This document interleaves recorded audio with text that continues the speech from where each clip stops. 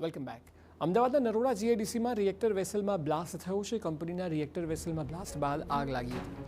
Fire બ્રિગેડની 5 જેટલી ગાડીઓ ઘટનાસ્થળે પહોંચી. ફાયર બ્રિગેડના અધિકારીઓ પણ ઘટનાસ્થળે પહોંચ્યા. આગ પર કાબૂ મેળવવાના પ્રયાસ હજી પણ ચાલુ છે. તો રિએક્ટર વેસલમાં બ્લાસ્ટ થયો અને કંપનીના રિએક્ટર વેસલમાં બ્લાસ્ટ બાદ આગની આ ઘટના બની. ફાયર બ્રિગેડની હાલ 5 જેટલી ગાડીઓ ઘટનાસ્થળે ઉપસ્થિત છે.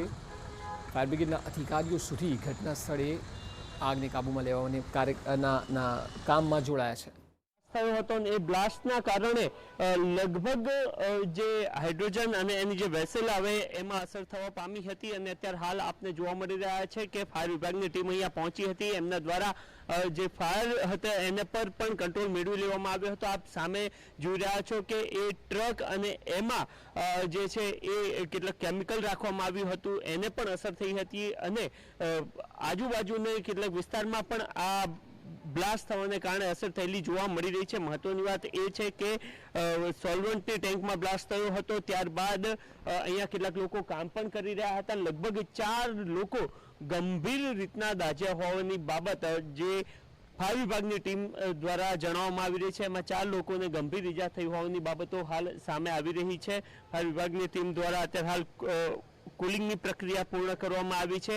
જે વિગતો પ્રાપ્ત થઈ રહી છે એ મુજબ જ્યારે બ્લાસ્ટ થયો એ સમયગાળા દરમિયાન આ વિસ્તારમાં એટલે કે આજે સવારથી જ આ વિસ્તારમાં લાઇટ ન હતી, ઇલેક્ટ્રિસિટી ના હોવાને કારણે ફાયરના જે સાધનો છે એ યોગ્ય રીતના કામ કરી રહ્યા હતા કે કેમ એને લઈને દુવિધા ફાયર વિભાગની ટીમમાં પણ હાલ જોવા મળી રહી છે. અત્યારે હાલ ફાયર વિભાગની ટીમ દ્વારા કુલિંગની કામગીરી પૂર્ણ કરવામાં આવી છે અને 4 લોકો ગંભીર રીતના દાઝ્યા હતા. એમને સિવિલ હોસ્પિટલમાં વધુ સારવાર માટે લઈ જવામાં આવ્યા છે. કંપની દ્વારા ફાયરના તમામ જે સાધનો અથવા તો એની પૂરતી તકેદારી રાખવામાં આવી હતી કે કેમ એને લઈને જે છે એ સર્ચ ઓપરેશન પણ કરવામાં આવ્યું છે, તપાસ પણ કરવામાં આવી છે અને આ સિવાય કઈ ક્ષતિ આ જે ઓનર છે એમના દ્વારા રાખવામાં આવી હતી એ સહિતની તમામ બાબતો પર હાલ ફાયર વિભાગની ટીમ દ્વારા કામકાજ કરવામાં આવી રહ્યું છે. ઓફિસર સાથે વાતચીત થઈ છે. એમને સ્પષ્ટ કર્યું છે કે સવારમાં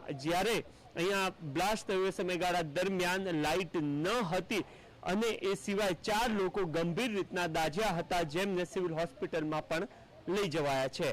જી તો અત્યારે 4 જેટલા લોકો દાઝ્યા છે તેવા સમાચાર પણ પ્રાપ્ત થઈ રહ્યા છે. નરોડા જીઆઈડીસીની આ ઘટના છે. કંપનીના રિએક્ટર વેસલમાં બ્લાસ્ટ થયો અને ત્યારબાદથી કલાકોની જહેમત બાદ આગ પર કાબૂ મેળવાયો. અત્યારે ફાયર વિભાગ દ્વારા કુલ ડાઉનની પ્રક્રિયા હાથ ધરાઈ છે. 4 લોકો જે ગંભીર રૂપે ઘાયલ થયા છે તેઓને સારવાર અર્થે હોસ્પિટલ ખસેડવામાં આવ્યા છે.